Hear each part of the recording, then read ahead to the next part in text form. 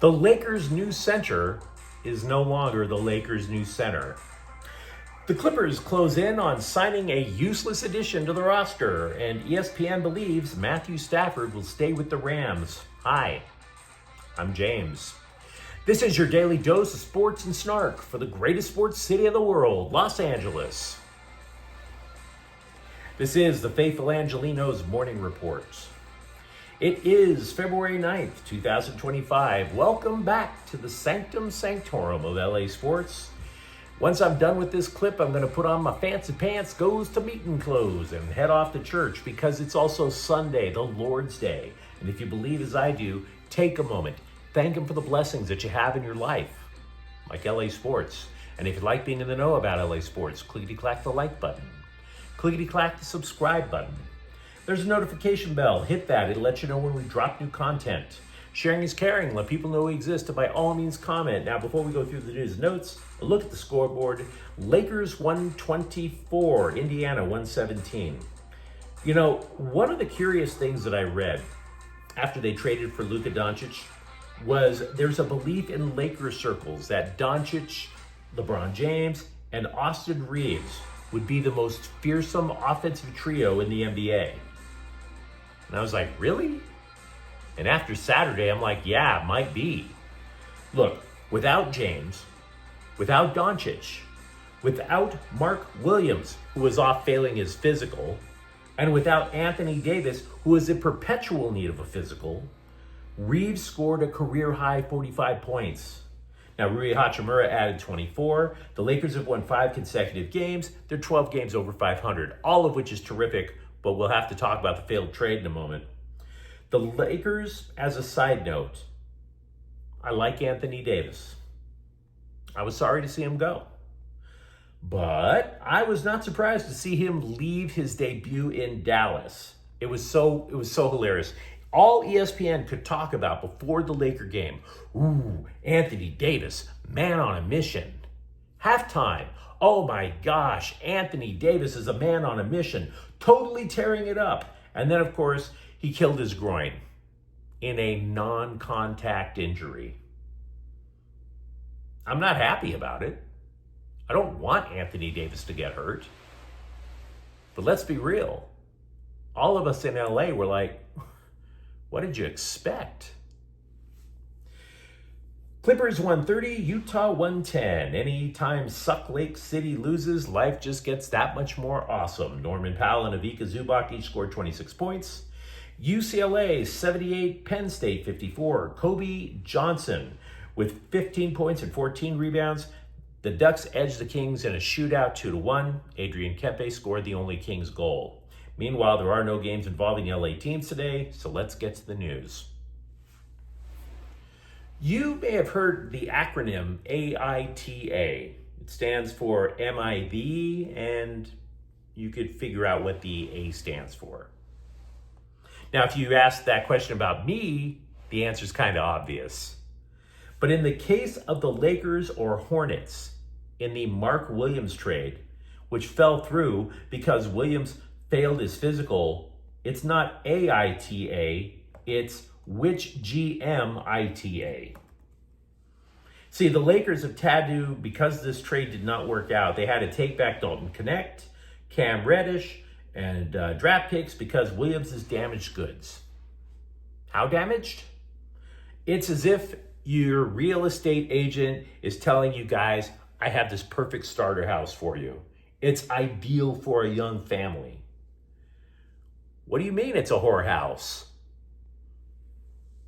And what bothers me, that is what bothers me about the trade.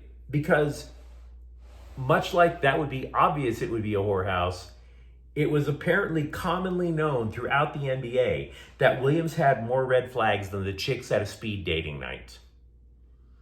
Chronic back pain, multiple ankle injuries, multiple hand injuries. Even worse, sources told ESPN that Williams' failing physical had nothing to do with his back, which implies it could be a brand new issue entirely. Brand spanking new health problems.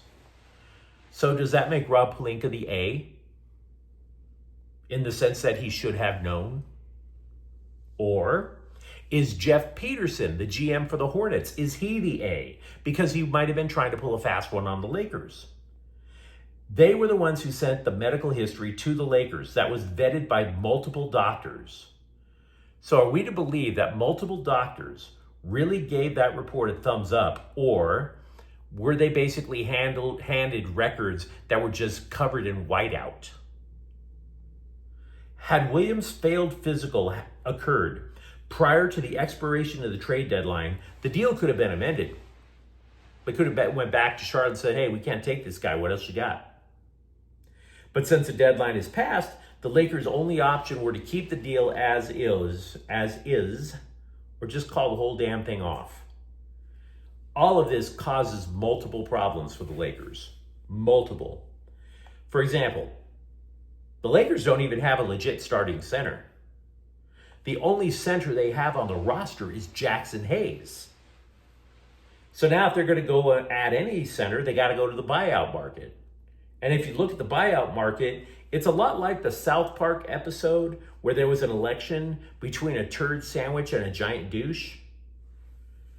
3 of the top choices in the buyout market for center are former Lakers. Mo Bamba, Damian Jones, and Colin Castleton. So it's going to be your choice as to which one is the douche, which one is the turd sandwich, and which one isn't even good enough to be a douche or a turd sandwich. And by the way, that's not the only problem.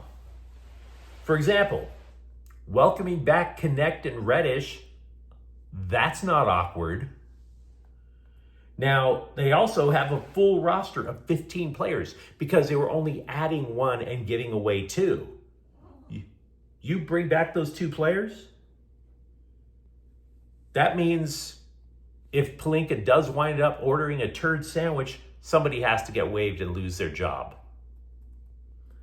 And then, by the way, if they do rummage through this buyout bin, they now have only $1.6 million under the evil second apron of the salary cap. So, if you have a moment, take a look at Rob Pelinka and Jeff Peterson, and you tell me, which GM ITA? Now, if that first conundrum isn't enough for you, I do have a second question, but this one goes to the Clippers. What the hell are you thinking? The Clippers are about to add former number 1 overall pick and career useless player Ben Simmons. By the way, for very, very long-time viewers of the program, please say hello to the return of Cockblocker the Cat.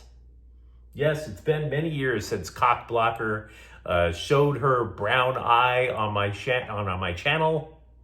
Welcome back, Cockblocker. You have not been missed. So back to Ben Simmons. Ben Simmons was booed out of Philadelphia. They had drafted him thinking that he would be to Joel Embiid what Magic was to Kareem, right? Only the Sixers found out that Simmons couldn't shoot, so that's an ish. Now, it's not unique to get booed out of Philadelphia and then revive your career afterwards. Once you get rid of that distraction of all the anger and you get to focus on your game. Philly is a city of universal hate. But over the last 3 years, Simmons has played in maybe 90 games for Brooklyn.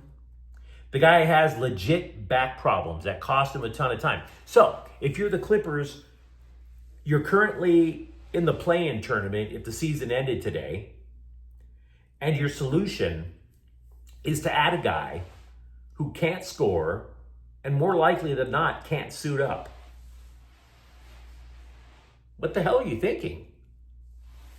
Now, when the rumor came up yesterday that Simmons might go to the Clips, I mentioned that this was going to be like a failed movie sequel because Simmons just keeps coming back even though nobody wants it. This is the Batman and Robin of NBA acquisitions. It's not even good enough to be called the Batman v Superman of NBA acquisitions. Somebody get George Clooney a courtside seat at Intuit Dome. That's how bad this is. Multiple scribes at ESPN are reporting that the Rams believe despite the pointless drama raised by his succubus podcasting wife, that Matthew Stafford will return to the team next season. Should he return, and he is under contract for another 2 years, you would expect that he would make the Rams a legit Super Bowl threat. He has familiarity with Sean McVay's offense. He has a quality offensive line to protect him, and a wide receiver that he trusts in Puka Nacua. Stafford did not commit to playing for the upcoming year after the Rams were eliminated in Philadelphia, which made sense. He's in his late 30s, for Pete's sake. Yet his drama queen wife, and by the way, feel free to catch her thespian debut in a mattress commercial.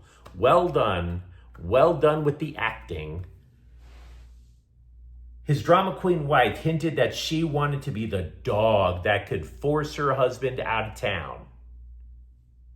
So, if Stafford stays and his contract is reworked with more guaranteed money, which is the most likely resolution to this, believe you me, she's going to take the credit. She deserves none of it. Because Stafford's agents are Tom Congdon and Jimmy Sexton.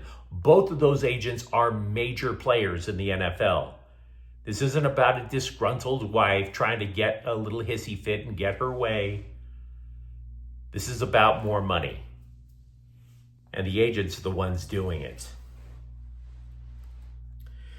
Meanwhile, Scott Huff has been hired as the Rams tight ends coach. He replaces Nick Caley, who left to become the Texans offensive coordinator. We are but 2 weeks away from the MLS season opener, and your 6-time MLS Cup championship Galaxy are still adding players. Midfielder Lucas Sanabria from Uruguayan Power Nacional is the third midfielder to join the club since MLS season ended in December. If you recall, the Galaxy midfield depth had been depleted. Ricky Puig, his knee exploded in the playoffs last year. When the season ended, Mark Delgado and Gaston Brugman were traded. Now, Sanabria is a center midfielder. There is a chance he's going to start. Moreover, the Galaxy are finalizing a deal to bring Brazilian youth international forward Matheus Nascimento. Now, obviously, the Galaxy need a replacement for the recently departed Dejan Joveljic. I can't say Nascimento is the solution. I can't. Here's why. It's a loan, not a purchase, if it goes through. If it is a purchase, that means the Galaxy are investing more in him because of their belief. A loan means, you can run around the pitch a little bit if you like. So it's not an entirely confident gesture. So my guess is that Christian Ramirez, who was acquired in a trade with Columbus, is the starter at center forward.